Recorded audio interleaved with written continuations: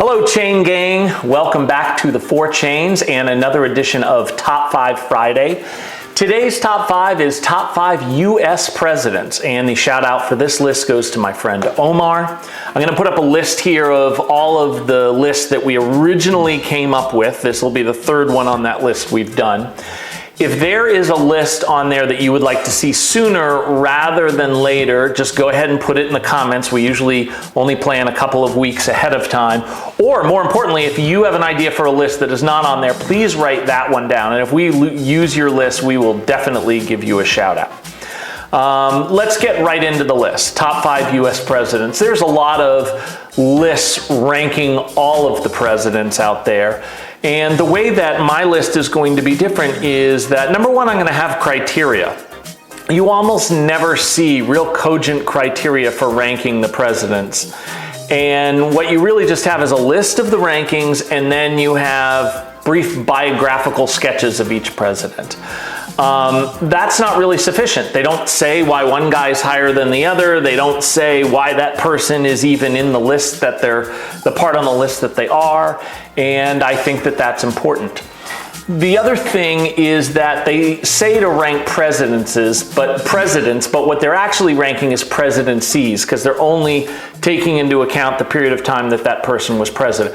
My list is, a long time ago I wrote a book called Legacy, and it was the legacy that presidents left. And this is going to be similar to that in the fact that this is the legacy of their entire lives. Now, of course, these men all held the most powerful, office in the land, so a lot of their influence is going to be while they were president. But in some cases, like Thomas Jefferson, they did significant monumental things when they were not in office, and that will affect their ranking. So it's their entire lives.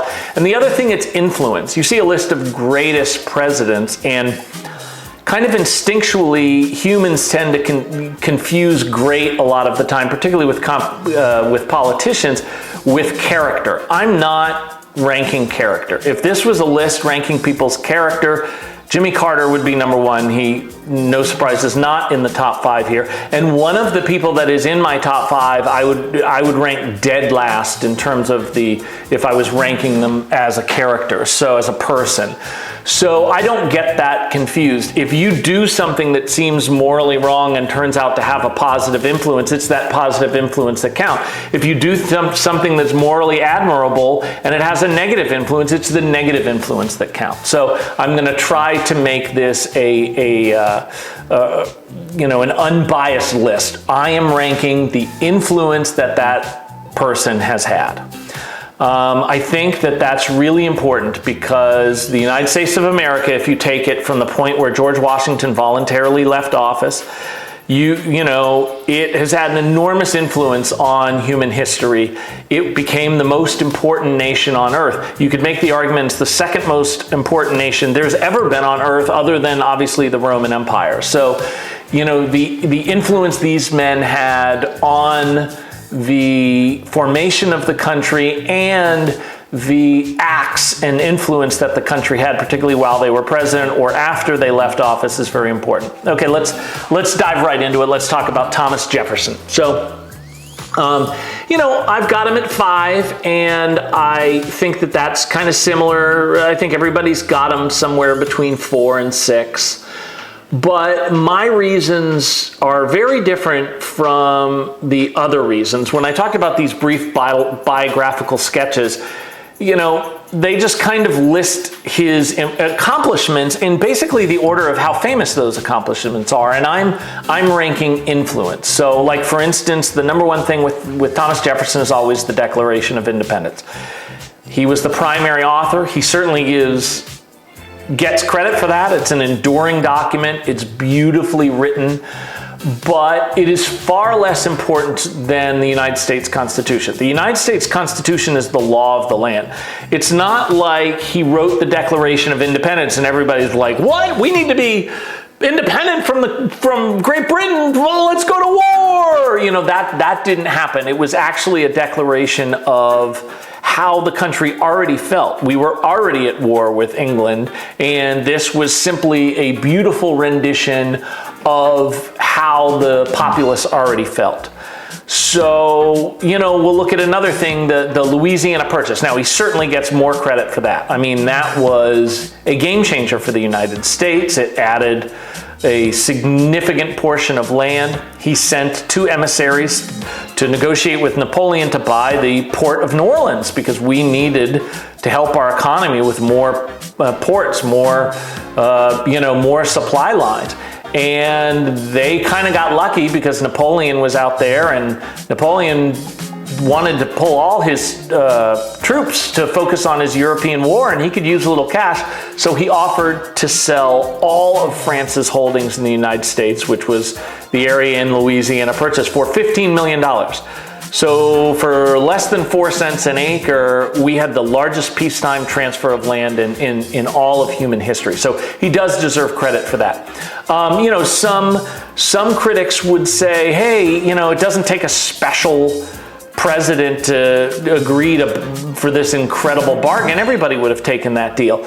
Maybe, but at the time it was controversial because Thomas Jefferson violated his constitutional authority to agree to this land purchase, and obviously history has validated it as an excellent choice. But I'm ranking him in the top 5, and that's lofty company. So let me get right into the main reason why I put him here.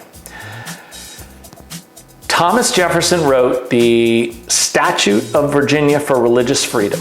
And even though there are more famous texts, a lot of the people watching this haven't even heard of that.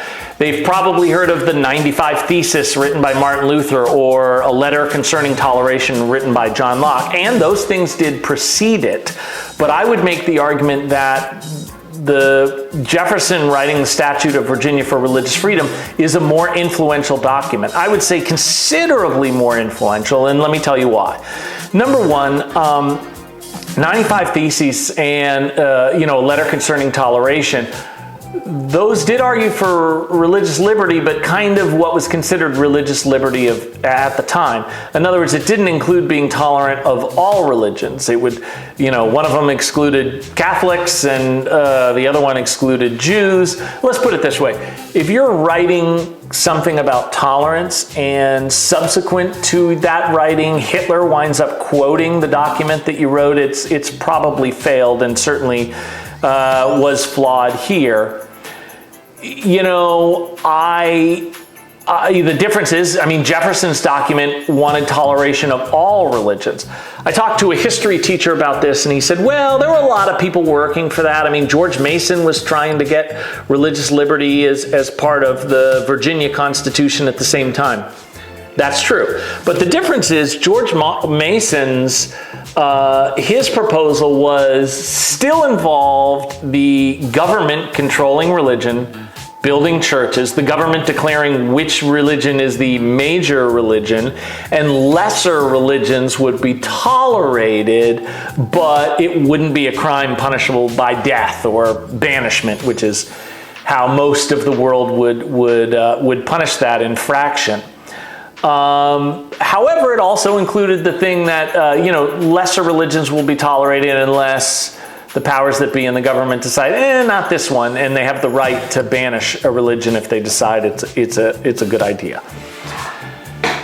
Thomas Jefferson is so important because unlike Locke or Luther, he had the power to bring his religious liberty bill and make it the law of the land, as only Thomas Jefferson could do. He's obviously a brilliant writer, but also a really smart arguer. He is a great debater and came up with really, really convincing reasons why it should be passed. I don't think people today who live with religious liberty understand how significant what Thomas Jefferson did. He essentially moved the rudder on all of human history. And that is because the religion you were in the pre-Jeffersonian world, when you hear the expression pre-Jeffersonian and post-Jeffersonian, this is what they're talking about. If you lived in the pre-Jeffersonian world, what religion you were was not dictated by, what you feel in your heart or some level of discovery or enlightenment. What religion you were was dictated by where you live. And as I said, the punishments for not following that religion were severe. There were even fines in the United States for not even attending that church. So you couldn't even abstain. What Jefferson did was he argued some incredible things. First of all, his first argument was, hey, God is almighty and all-powerful.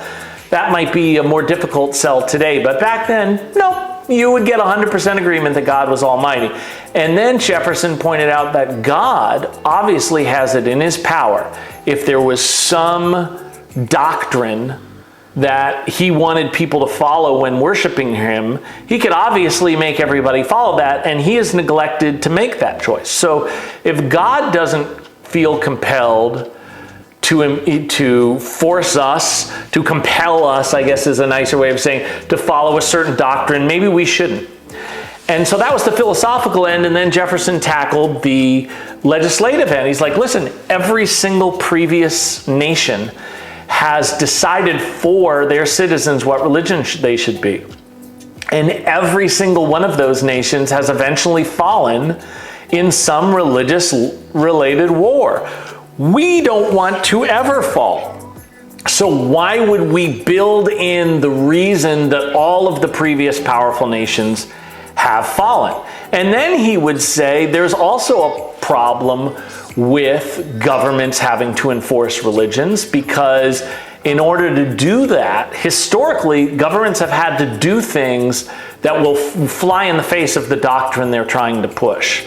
They've had to act in ways that, say, Jesus certainly would never act. And they don't want to be that kind of country. So he was able to get it passed in Virginia. The major explosion in terms of societal means was international. This statute got translated into all kinds of languages. It spread to every corner of Europe. And the general consensus, if you look at all the famed and respected intellectuals in Europe in the time, they all kind of agreed that if this becomes the law of the land, America will go from what is, an experiment that I think most people felt was in grave danger of not working out and failing. It'll go from that being that experiment to a nation that is the envy of all of the world. And that did happen, and it did become the envy of all the world, and in many ways still is. First, states started adopting the Virginia statute in their constitution, and then when it came time to create a Bill of Rights, to spell out all of the rights and the freedoms that this new formed government was going to protect, the first right included was Jefferson's freedom of religion. And, it changed the world. So, and I think today, when you look at nations that are working out, those tend to be religiously nations that tolerate freedom of religion. And you look at all of the warfare and death, it tends to boil down to two religions. Obviously, it still happens all over the Middle East and all over the world. So it remains and should remain an important issue. But that's not all Jefferson did. He created the University of Virginia. The reason why I mentioned that right after the religious issue is that it's a great college, obviously, and that's important, but why it's a significant college is it was the first major collegiate institute of learning that was not associated with any particular religion. We talked about how the Declaration of Independence is not what inspired people to declare their independence, but he did play a role in that. He wrote a summary view of the rights of British America. And that was a well thought out treatise on why we are being taxed and not represented. And if we're going to raise taxes and build a government, it should be our own. And that really did move the needle. Thomas Jefferson sponsored and played a major role in planning the Lewis and Clark expedition. Not everybody was for that at the time. It was very expensive. But in retrospect, we now know it played a huge role in in promoting our westward expansion, which obviously had a giant economic impact. Jefferson's goal was to get rid of the national debt while he was president. He wasn't able to do that, partly because of the expense of Lewis and Clark, but he was able to severely reduce it, which certainly came in handy when, for a burgeoning country. Another thing that Jefferson did is he signed off on the first naval expedition that the country had ever had. And this was important, number one, to let people know, hey, we're going to have a navy here. But number two, he sent it against the Barbary pirates. And that was important because prior to that, if a commerce ship headed to the U.S. or from the U.S., if pirates came about it, they knew that they could impress those naval seamen and take all of their cargo, and there would really be no recompense. And that changed with Jefferson. He sent the message that, hey, we're coming to get you. The other thing is that Jefferson was the person, it's ironic because everybody knows he had slaves. I mean, he owned slaves and he had slaves. I'm going to let that part go, but everybody knows that. But what almost everybody seems to ignore is Jefferson is the president that banned the slave trade. It's not as renowned because it didn't end slavery, it didn't emancipate the current slaves, but what it did was it banned importing slaves and it banned the purchase of slaves. So it created two punishments on both ends of the transaction for people that were violating it, and that's obviously the indispensable first step to ending slavery. When I think about Jefferson and how fortunate the world was to have him just live his life, I think of the famous John Kennedy quote. When John Kennedy was president, he had a gathering of all the Nobel Prize winners. And of course, there's also a lot of, other scientists and dignitaries there. And he's looking around the room and he says, I'm looking out here and I think that this is probably the largest gathering of combined intellect that there's ever been in human history, with the possible exception of when Thomas Jefferson dined alone.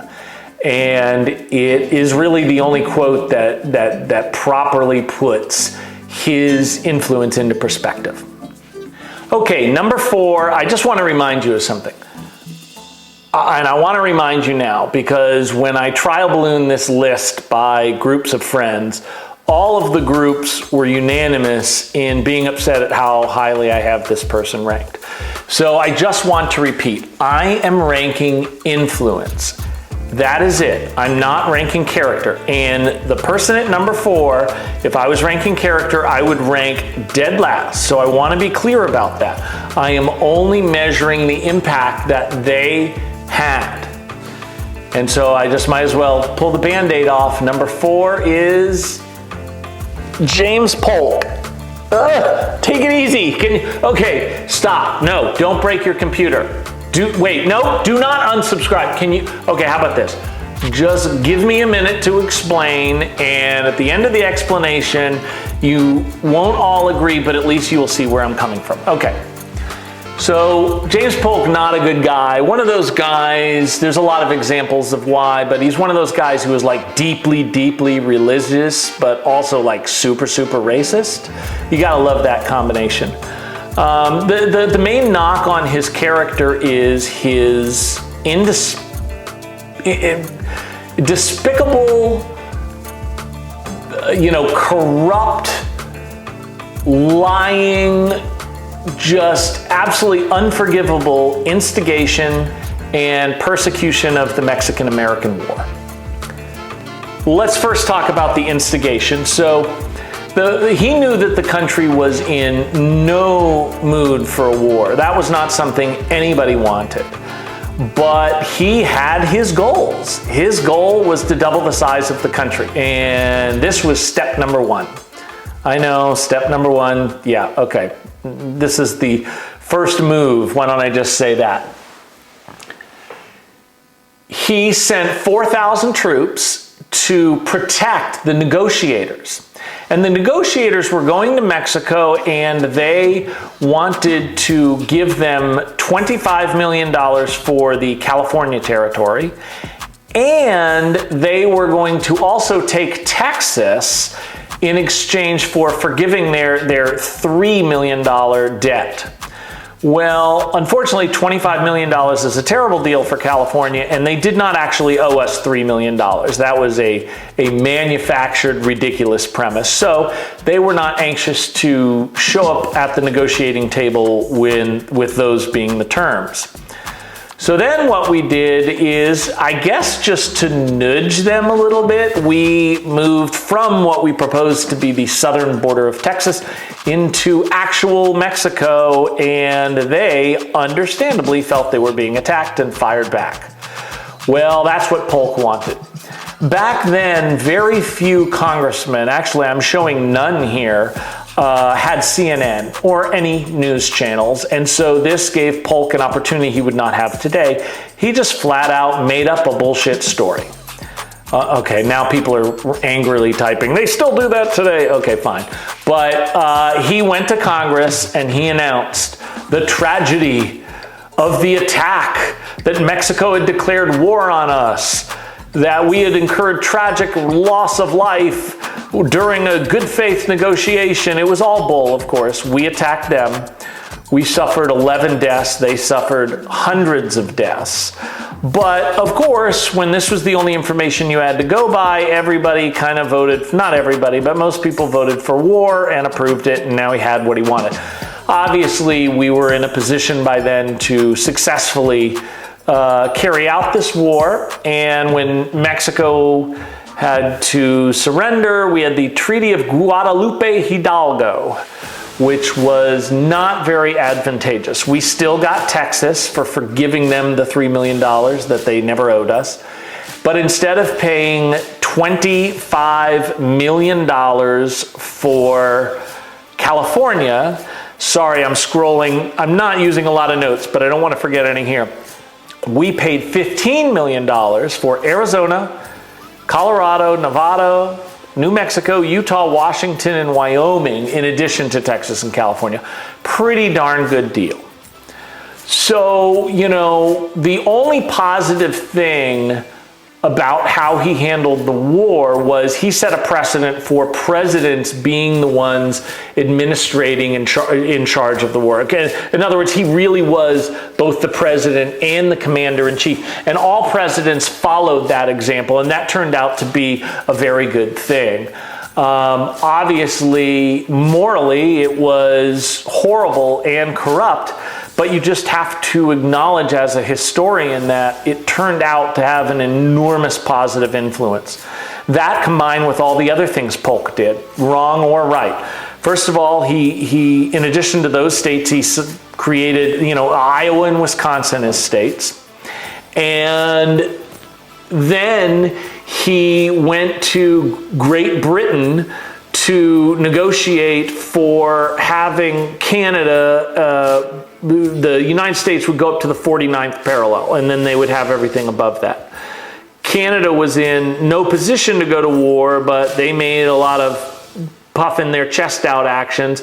And then Polk said, okay, fine, we're going to war. And then they went to the negotiating table, and we asked for the 54th parallel. They compromised with our original 49th parallel request, and that is now our border with Canada. So he created our southern border with the Mexican-American War. He created our western border with the Treaty of Guadalupe Hidalgo. And, you know, it seems natural when you look at a map that that would be part of the United States, but that was, I'm telling you, that was far from a done deal. People in nations in Asia had their sets on it, and nations in Europe, and particularly Great Britain.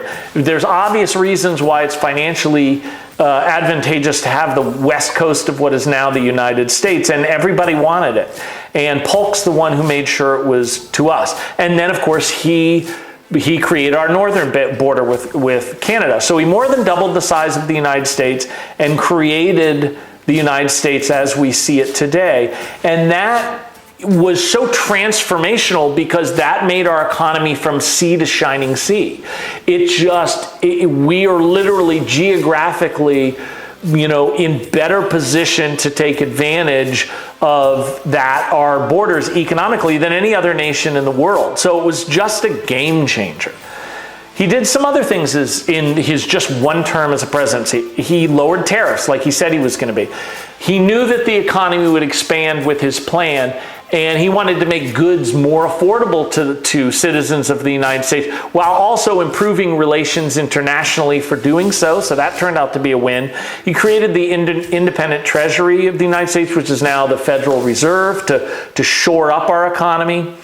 James Polk, as bad a dude as he is, as corrupt a dude as he is, he was the one who started the process of free education for all United States citizens. I think we can all agree that was a good thing. He created the modern postal service, not the Pony Express, but with the postage stamps and how that worked economically. For those of you who are really young, we used to get our mail delivered, and it was paper mail, and it would come in envelopes, and that was really true until a couple of years ago. They would drop it in a box. You know what? Forget it. That's another video.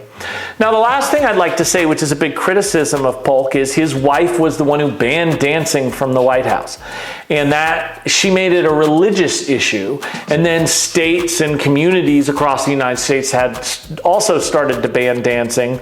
And, that is looked as a bad thing, but if you look at how it played out, without all of that stuff, we would never have had the movie Footloose, starring the great Kevin Bacon. So all in all, I would call the wife banning the dancing a bad thing that turned out to have good, positive influence, like a lot of other things that James Polk did that people hate him for.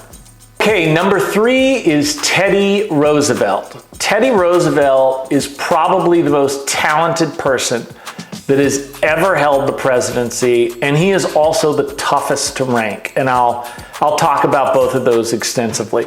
There are presidents who could easily have been ranked higher on this list if they had ascended to the presidency at a different time. Like, I feel like they have a skill set that could have been more advantageous in a different era. The examples of that would be LBJ, Herbert Hoover, like George Bush, the first George Bush, obviously. There's other presidents where I feel like their skill sets just absolutely matched perfectly with the time that they were president. That would be the Polk that we just talked about, John Adams, Woodrow Wilson, Dwight Eisenhower, and James Monroe. I think there's a lot of examples. I feel like Teddy Roosevelt would have been an absolute historically great president, not just in his era, but in any era. And that's why I feel like he is the most skilled. So let's talk a little bit about those skills and why it's hard to rank him. First of all, Teddy Roosevelt is the best arbitrator of any president that there has ever been. And that just speaks to a combination of his people skills and his intelligence. He prevented 2 wars and with those skills, and both of those wars could have had really disastrous outcomes for the future. The first one was when Great Britain and Germany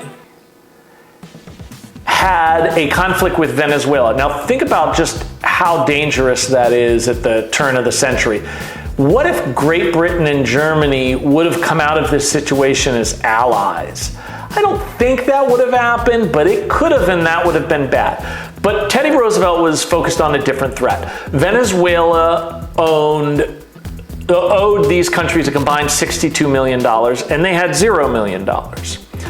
And Teddy Roosevelt kind of played chess. There's something about both Roosevelts that are really good about, okay, but if that's going on, then this is going to happen, then this is going to happen, and that's a really, really scary situation we need to start dealing with now.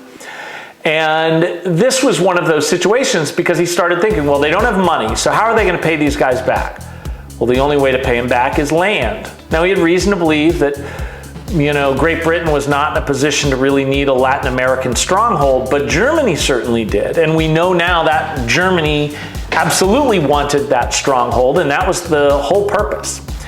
And play that out in the coming world wars. That doesn't sound good. So Teddy Roosevelt, he, invited the key people, key representatives from Great Britain and Germany to the White House to meet with Admiral Dewey. And Admiral Dewey was very respected because he had won a naval battle with Spain, he was considered a big underdog with. And he sat him down and let him know, hey, I'm taking my fleet to Venezuela right now because we're just not going to have you invading there. And they hemmed and hawed and said, oh no, we're just trying to protect our interests so we can get our money.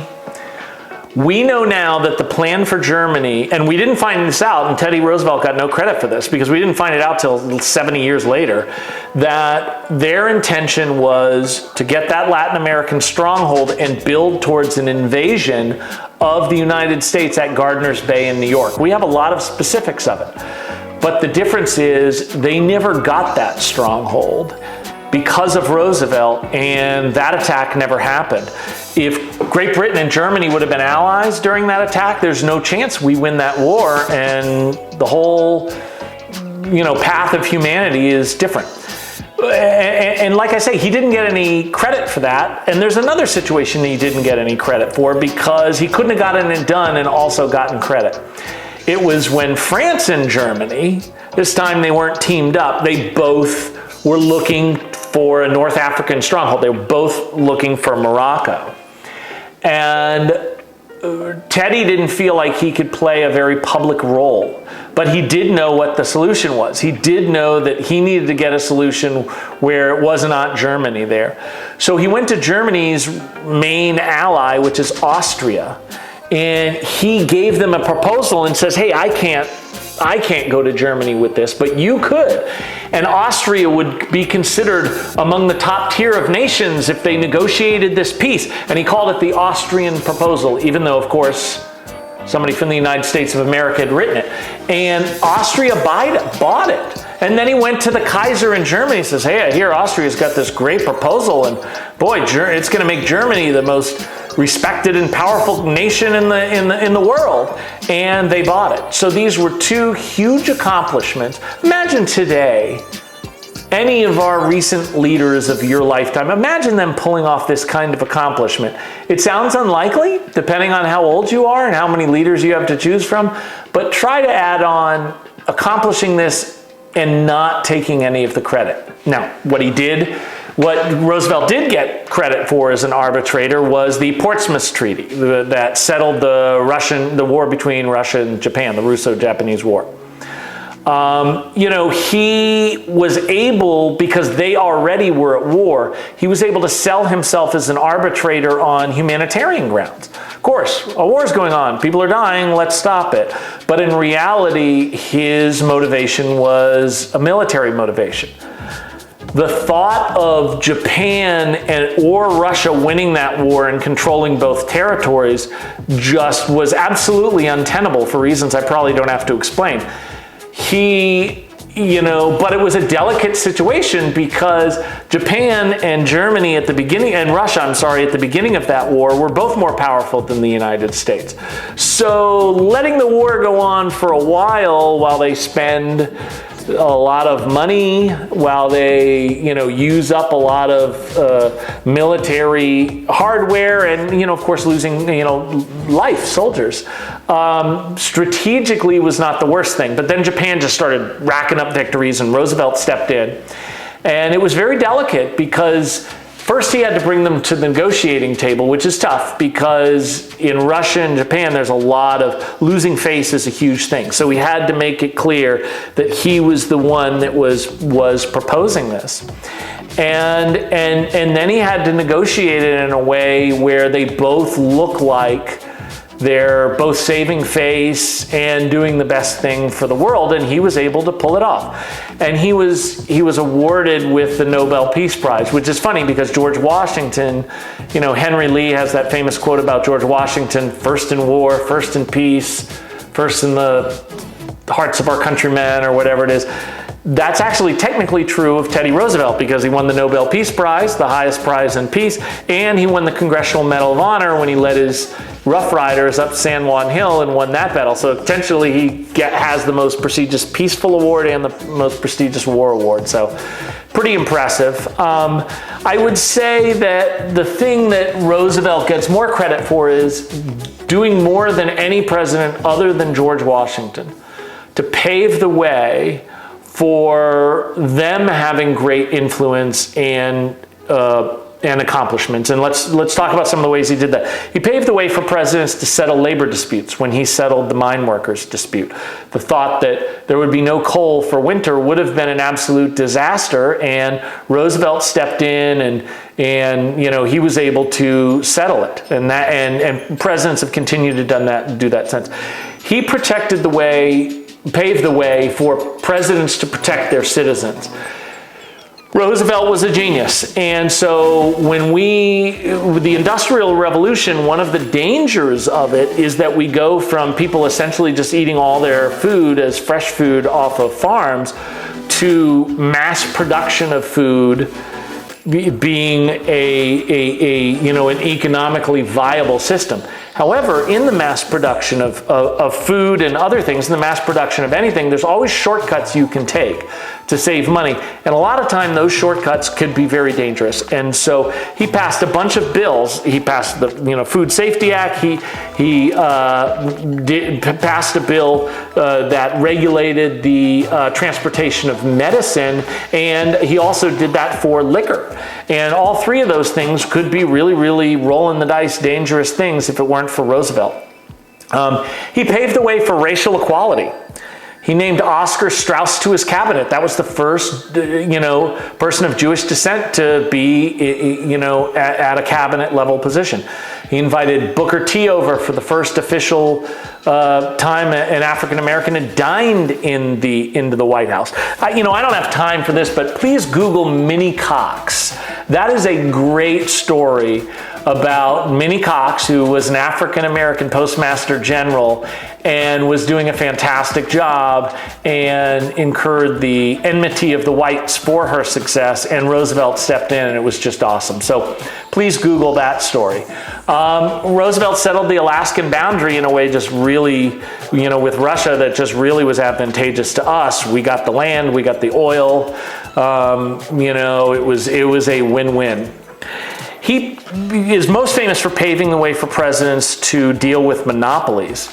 Back then, there were a lot of monopolies, or trusts as you may know them, and they would make certain people like Rockefeller or Carnegie Mellon or Dreyfus incredibly rich, but because of the lack of competition, it was not good for consumers because they could set the price. So Teddy Roosevelt stepped in and became a trust buster, and presidents after him were able to do that. He broke up the railroad trust, the tobacco trust, the oil monopoly, everything.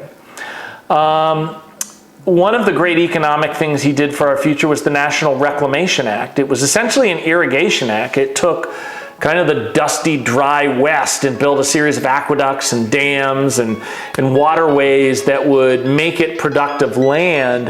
And so that was one of the things that made it economically feasible for people to expand the country west as the population expanded.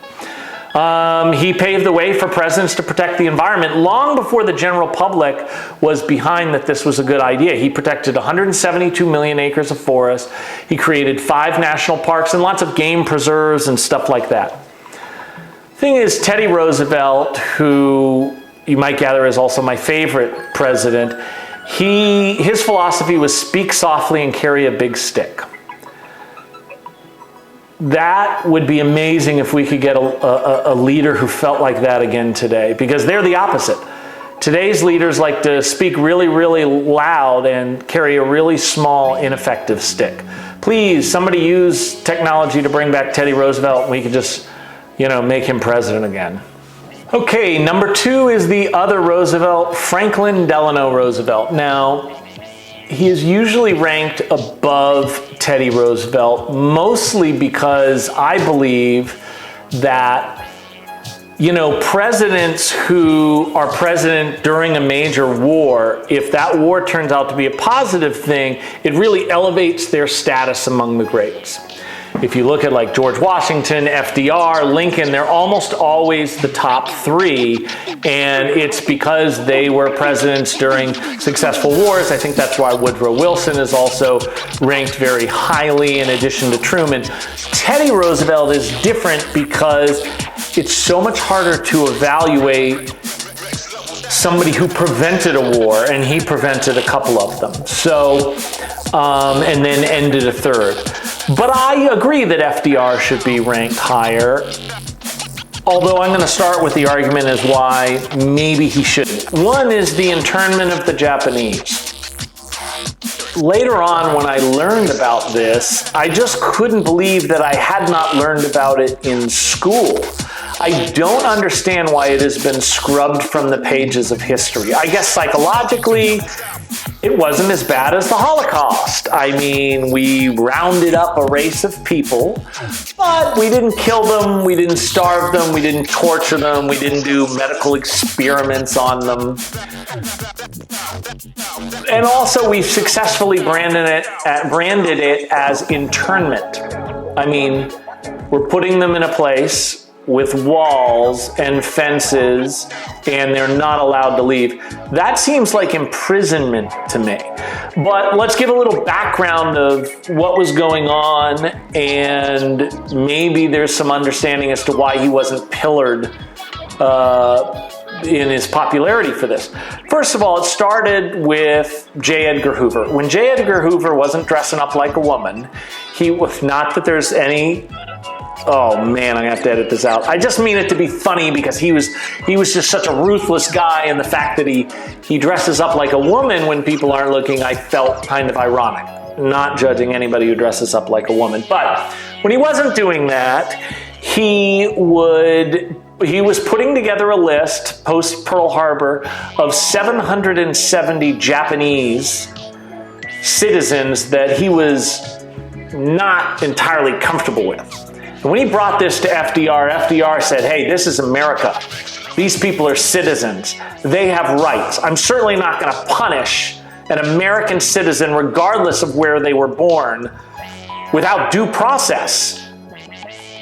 I'm just kidding. FDR didn't say that. He didn't say that at all. And in fact, we wound up interring 110,000 Japanese Americans in these internment camps. 70,000 of them were prisoners. How did we get away with, I mean, not prisoners, I'm sorry, they were all prisoners. 70 of the 110,000 were citizens, full American citizens. How did we get away with this? Well, this is how we pitched it at the time. Hey, no, this is just for precaution. This isn't prison. We're going to get them in. We're going to evaluate it on a case-by-case basis. And if the people who are found to be no threat, no evidence of a threat to the United States or collusion with the enemy, they will get released. Problem is that basically didn't happen. Most of the people who were interred were still there at the end of the war. And, yeah, we did do that fact-finding process. Of the 110,000 people we interned, how many of them do you think we found evidence that they were in collusion with the enemy or a threat to the United States?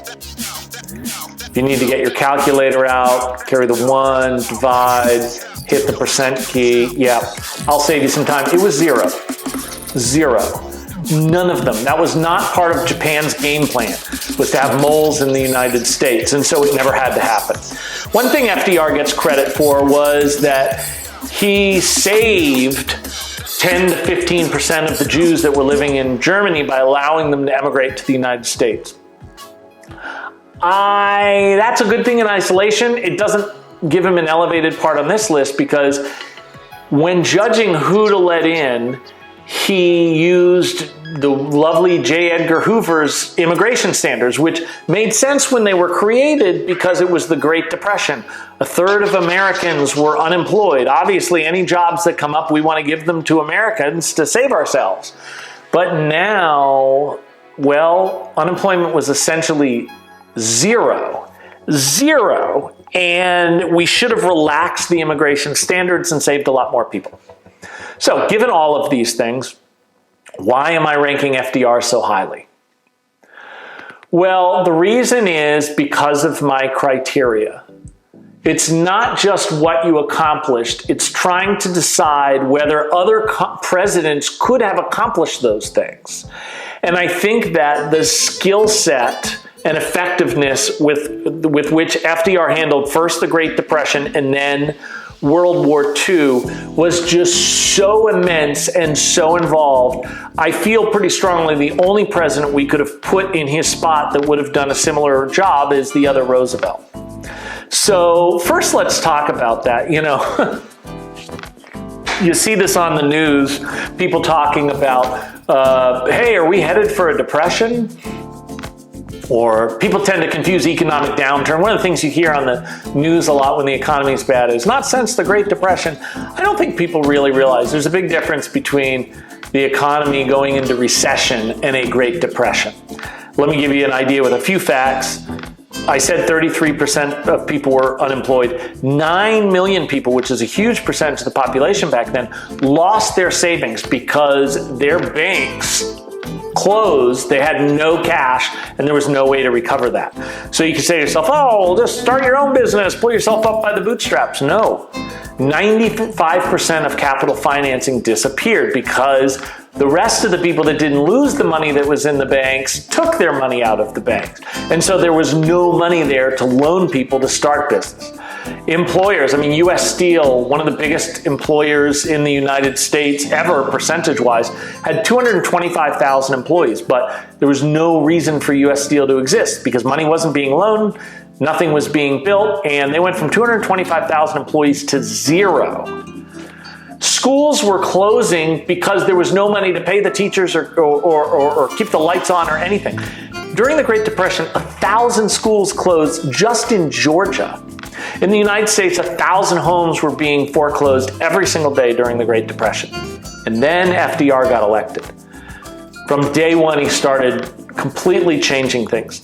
That speech, you can't overstate the importance of him saying the only thing to fear is fear itself. It's not just something that now goes on little signs in the back of your office. It was a message that was critical for people to understand because no populace has ever been more scared financially than they were at the time. And he made them feel like things were going to go okay. Then he follows it with his fireside chat. And he said to them, hey, I understand. I am going to guarantee your money, which he did. He created the Federal Deposit Insurance Commission. So now if you have money in the bank, it is guaranteed you will never lose it if the bank fails. And we saw a recent situation where that's happened to a few banks right now.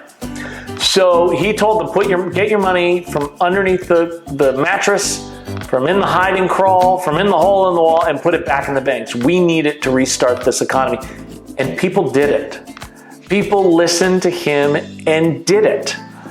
It seemed, not every step was perfect that he took, but he took so many steps that were great for the economy that combined in us recovering. I just can't really fathom another president stepping in and doing that. He ended prohibition. Now, that seems like not a big deal. Oh, okay, people can drink now. Well, prohibition was a government expenditure. We had to pay people to enforce prohibition. Now, not only are we not paying people to force prohibition, but obviously liquor, since it's legal, is now cheaper. But it now becomes a revenue source because it's taxed. So it goes from an expense to a revenue source. We talked about those 33% of the people out of work. That was 14 million people. In 18 months after FDR took office, 11 of those 14 million people were back to work. But this is what I want to talk about, how amazing it would be. If you think that we have had good presidents lately, I really appreciate you watching this video, but I'm just telling you you're wrong. And here's one of the reasons why. When we are in economic downturn, the priority of the politicians is not, I say politicians, not leaders, because that's what they are now, is not what's going to really, what short-term hits can we take to be great in the long term. It has a lot to do with their popularity rating. So one of the things they do is just give people money. Oh man, COVID's here. People aren't doing as good. Let's just send everybody $600. What? Hey, there are people who are out of work, so let's just give them money. hey, let's give them more money every time they have another baby, even though they're out of work. I don't want to get political here, but what I'm saying is it's the mentality of the participation trophy generation, that you deserve things simply for existing, for participating on planet and breathing oxygen. So our leaders these days just give people those things. FDR gave them something, dignity. He put them back to work. He realized we could cure two problems at the same time. Give people dignity and an income and rebuild our country. Those people formed a populace that rebuilt our roads, built new roads, built hospitals, built government buildings, built schools, everything. If they couldn't take part in the building, they were trained to run the administration of those building projects. If they couldn't do that, they participated in the child care for the people that were doing those things. Workfare, not welfare. He didn't want this to happen on Wall Street again, so he started the Securities and Exchange Commission. Now, there's definitely been corruption on Wall Street since, but now Wall Street corruption could not go unchecked. That gets a lot of publicity. What doesn't is the Rural Electrification Administration. One of the things people were paid to do was get electricity installed throughout the country, and in particular, farms. When FDR took office, less than 5% of farms in the country had electricity. When the Rural Electrification Administration, that's a mouthful, was done, 99% of the farms in the country had electricity. That is a game changer for our infrastructure and our economy. Now, there are plenty of cases historically of economies going into the toilet or economies doing better or recovering or not that are not that important historically. But this was. Why? Because that financial recovery that was engineered by FDR allowed us to play the decisive role in World War II. And obviously, everybody basically on planet Earth's lives are different because of the fact that the Allies won instead of Germany and Japan and Italy. Now, FDR's role in World War II is not universally praised. He is criticized a lot for lying to the American people. He did lie to the American people. I don't criticize him a wink. Once again, I'm talking about influence, not character. He ran twice, and his campaign motto was that he, on two occasions, was essentially he's keeping us out of war. And the entire time he knew that we would be going to war. He knew that what he was campaigning on was an absolute 100% lie.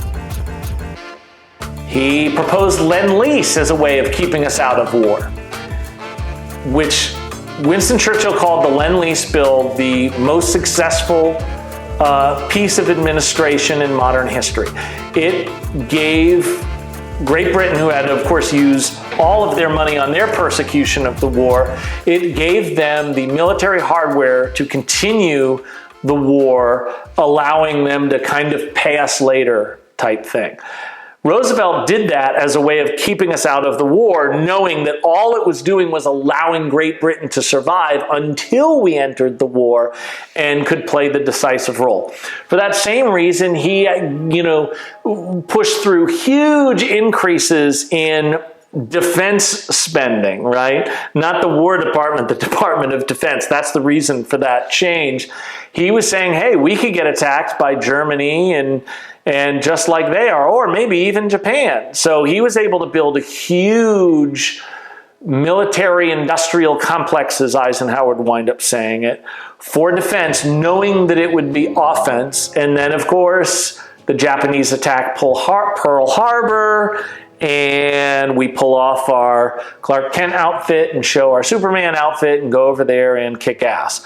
One of the things that Roosevelt did in the war that nobody criticizes him for is the GI Bill. This is another situation with a Roosevelt playing chess. He knew, wait a minute, we're going to have all these people coming home from war.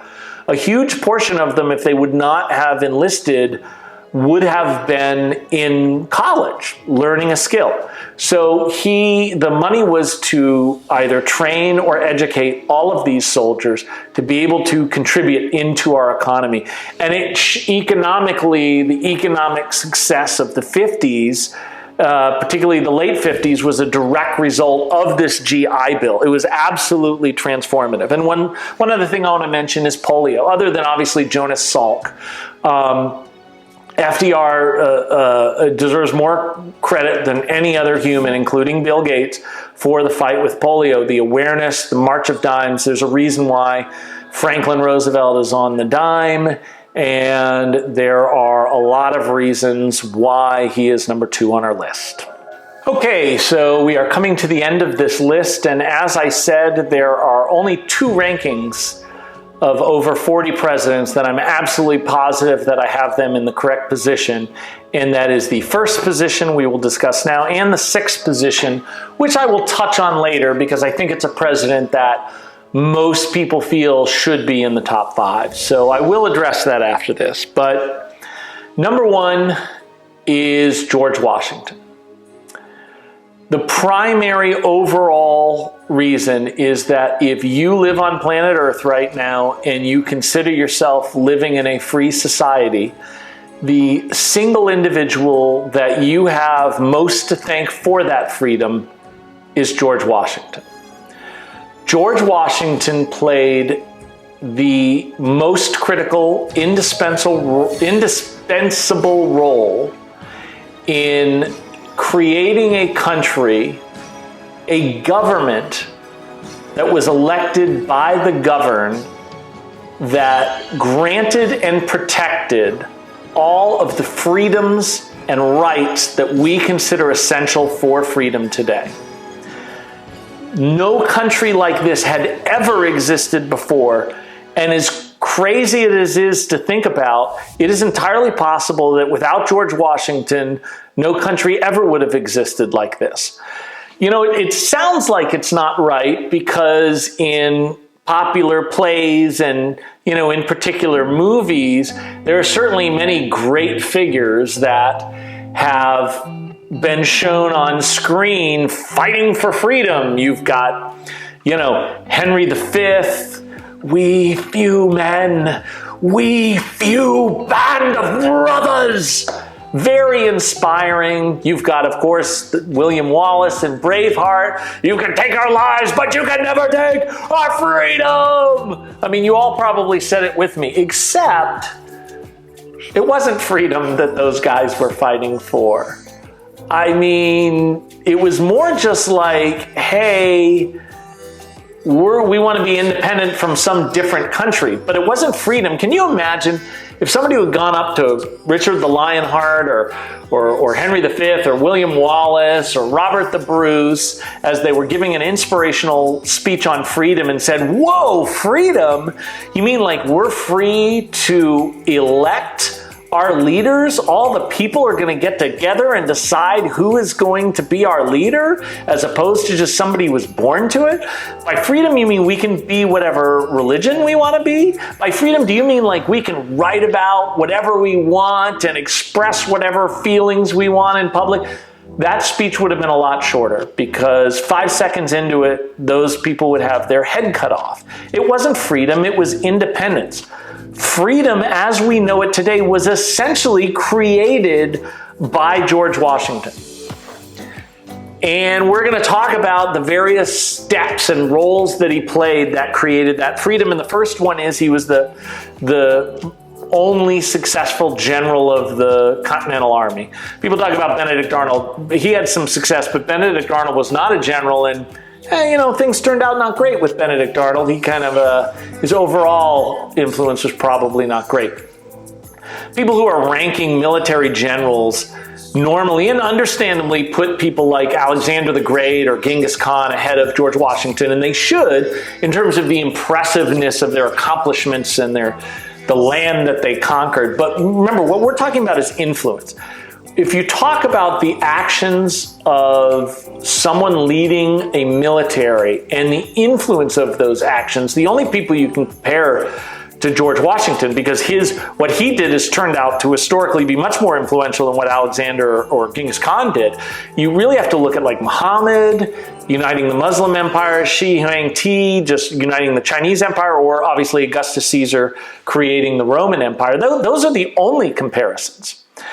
After being the general and getting that respect, he became head of the Constitutional Convention.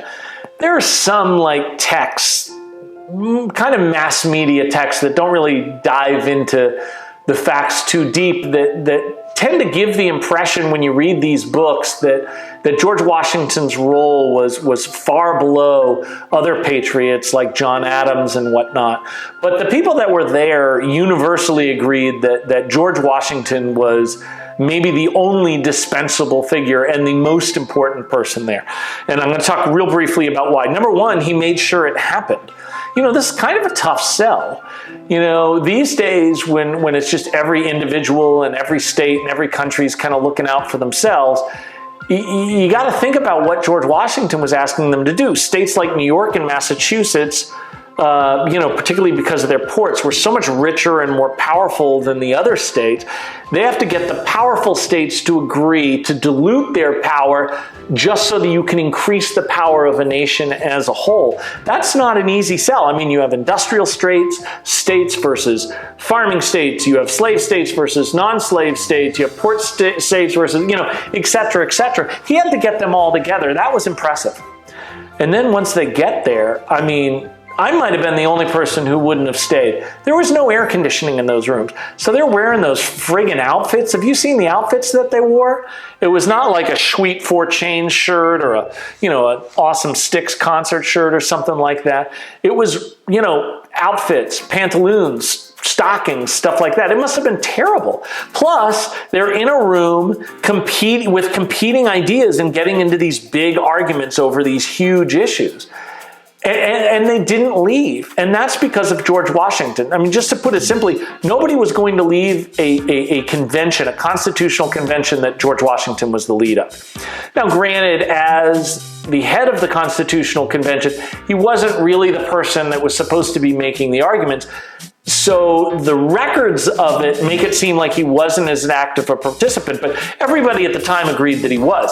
Mostly in the taverns when the convention would adjourn. He was playing both sides, as he did brilliantly when he was president. You talk about Lincoln's team of rivals. That's nothing compared to the Hamilton-Jefferson rivalry that Washington negotiated, and he did the same kind of thing here. And then, once they came up with the Constitution, I don't think I have to argue for the merits of the Constitution here, it had to be adopted. And so Washington played a very active role in making sure that individual states voted for its adoption. Now, the biggest criticism of the Constitution, which is actually valid, but one you don't hear, is the vagueness of it. There's so much of it that's open to interpretation. But in reality, we don't have an issue with the interpretation because Washington's the one that interpreted it. Washington faced a task that no other president's faced. He had no example to follow, no blueprint, no roadmap, no precedent. He decided what those things meant. He's the guy who decided how laws would get through and the role that the president would make in following those roles. And, you got to feel like his batting average is higher than any president ever. Like, list the mistakes that he made in interpreting the Constitution back then. I can't imagine any other president doing a better job than him in this situation. But then he became president, which had to be a foregone conclusion. And he did a really good job when he was in office. First of all, he made us economically viable. At the time George Washington was elected, loans that foreign countries had made to the United States were selling on international markets for 25% of their face value. When George Washington left office, they were 100% face value. So he essentially created a robust economy, balancing the ideas of Hamilton versus the ideas of Jefferson. I'm a big whiskey guy. I'm sure that shocks you, but, I support the fact that he crushed the whiskey rebellion. Why? Well, think about how important it was at the time. He established national government authority. which was really in question until it had been established. There was not a foregone conclusion that the national government would step in and take care of a situation like this. And of course, it's the norm now. It's the kind of thing the government does now. But back then, nobody had done it before. One of the things he gets no credit for is his treaty with the American Indians. And I get that because we broke that treaty a million times after that. But it was still important at the time because we're like this burgeoning nation that has to build up its economy, has to build up its infrastructure. We couldn't have been fighting with the Indians at the time, the Native Americans, I should say, because we needed to stay out of that. And that puts us to, the last accomplishment I want to say is he kept us neutral in the war between France and England. This seems obvious today, but it wasn't at the time. Almost everybody was either siding with, hey, let's go to war with England because it's strategically advantageous for us, or let's go to war with France because they supported us when we were at war with England. And Washington established the precedent of us staying neutral in international conflicts, and that gave us the breathing room to become what we became. So we're dealing with 5 incredibly great presidents here, and one president that was absolutely indispensable, and that president was George Washington. Okay, let me address the elephant in the room. Number 6 is Abraham Lincoln. I want to make very clear, Abraham Lincoln was a great president. Every time people see him not in the top 5, or even any place other than first, they go berserk. I'm saying that Lincoln is a great president. This is not an ideological diss. I'm saying he's better than liberal hero John Kennedy. I'm saying he's better than conservative hero Ronald Reagan. I'm putting him ahead of legends. I'm putting him ahead of John Adams, James Monroe, James Madison, Woodrow Wilson, Harry Truman, Dwight Eisenhower. I'm ranking him ahead of all these people, Andrew Jackson, whatever.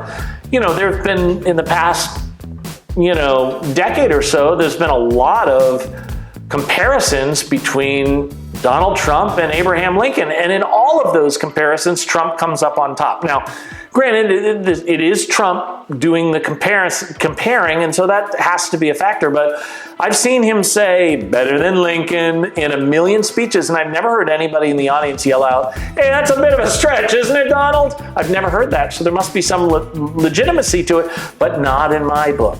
I actually have Abraham Lincoln ranked higher than Donald Trump. So I want to get over the fact that this is some sort of insult or diss. It's not. All I'm saying is the 5 men I have ranked ahead of him, their lives sum totaled more influence on the United States and thus the world. It's not just monumental accomplishments. I have to judge, would other presidents or any presidents have been able to accomplish these things as these other great presidents have? The reason why most lists have Lincoln number 1 is, pretty simple on the surface. Hey, he faced these 2 giant calamities, the worst calamity in the history of the United States, the Civil War, and he won that, and the greatest shame of the United States, slavery, and he emancipated the slaves. Bingo bongo, Lincoln's number 1. Well, let's dig a little deeper.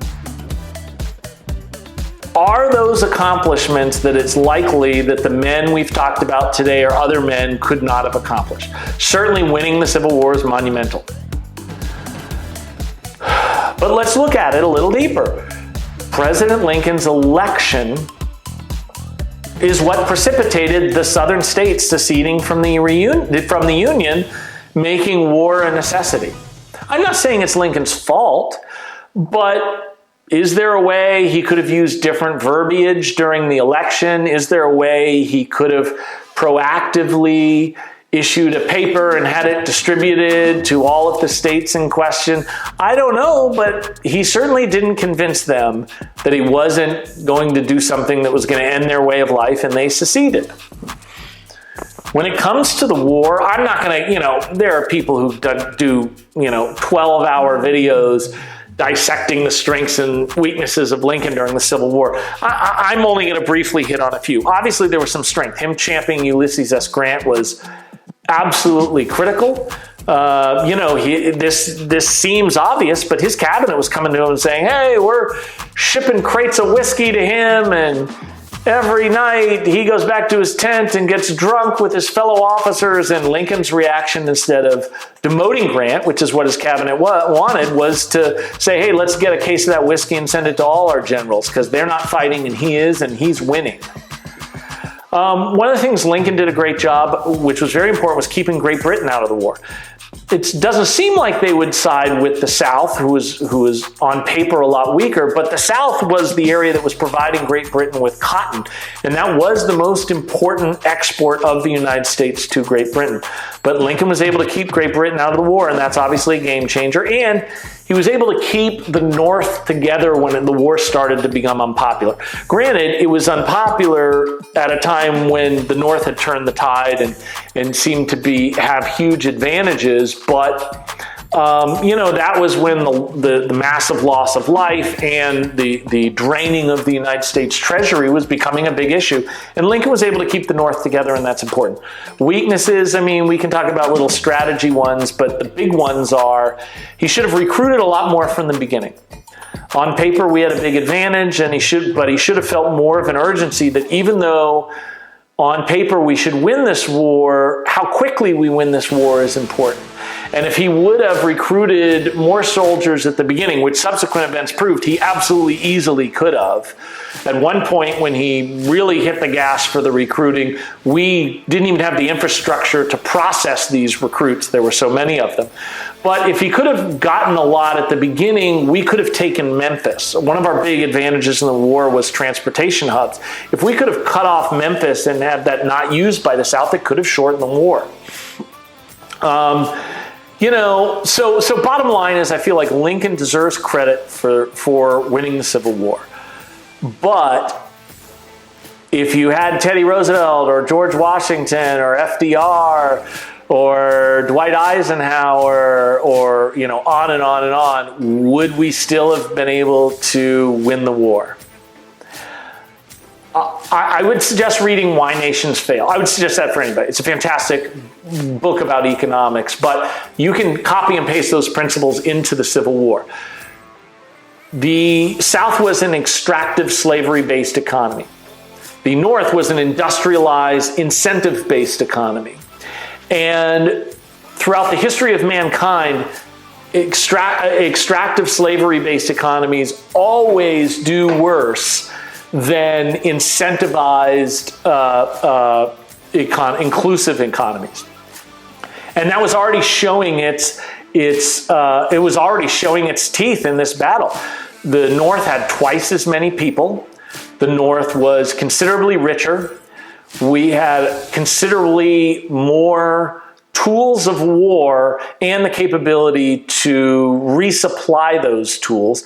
We controlled the Navy, which is obviously a big thing. And because of the fact that we're industrialized, our network of railroads was much more robust, allowing much quicker resupply. So on paper, the South were at a huge disadvantage. I think the fact that at the beginning of the war, we had to we had to go to them. So they were able to shore up and get some, and as I said, Lincoln didn't recruit real robustly at the beginning. So there were some early victories in the South, and I think that gives people the impression that what happened was the South was kicking our ass and Lincoln inspired his troops and did this huge comeback. I think the comeback was already kind of baked into the cake. But let's talk about emancipating the slaves, because there's obviously two huge accomplishments, and one of them is, the other one is emancipating the slaves. Let me say this. If I felt that, Lincoln died in 1865.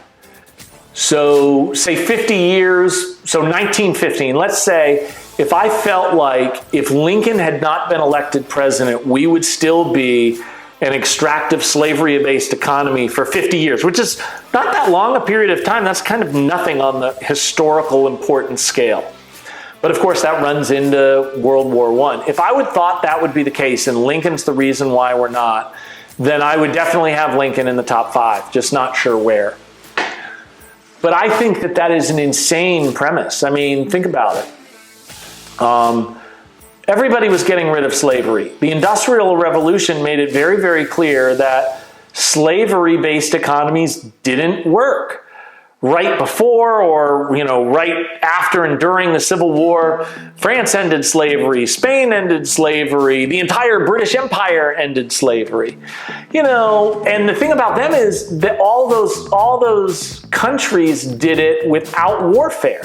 They either did it with grandfathered emancipation or with manumission, so they're compensated for the work that they're doing and they can use that compensation to buy their freedom, or the government just simply compensated slave owners for their slaves and put an end to it, bingo bongo, which sounds expensive, and it is, but it's a hell of a lot cheaper than war. So everybody else was doing it without warfare. If you're to say that we would have had slaves 50 years from now if Lincoln wouldn't have been elected and emancipated them, what you're saying is that, so in 1888, Brazil became the last country in the Americas to end slavery. So that would mean an additional 27 years where a country that was built on freedom would be the only country where all of its citizens were not free. I don't get it. Combine that with the fact that it was economically idiotic to do so. I just don't think that there's any way that that would be the case. So, there's one other point I want to make. I trial balloon this with my friends, and I went to a ball game with a Republican congressman and a Democratic congressman and trial balloon the list with them. I should say both lists felt like Lincoln should be in the top 5, both groups. Nobody was happy to see James Polk in the top 5. Hopefully they'll all watch this video and disagree. But one point was made by the Republican congressman at this game. I don't think he'll mind me saying it's Tom Davis.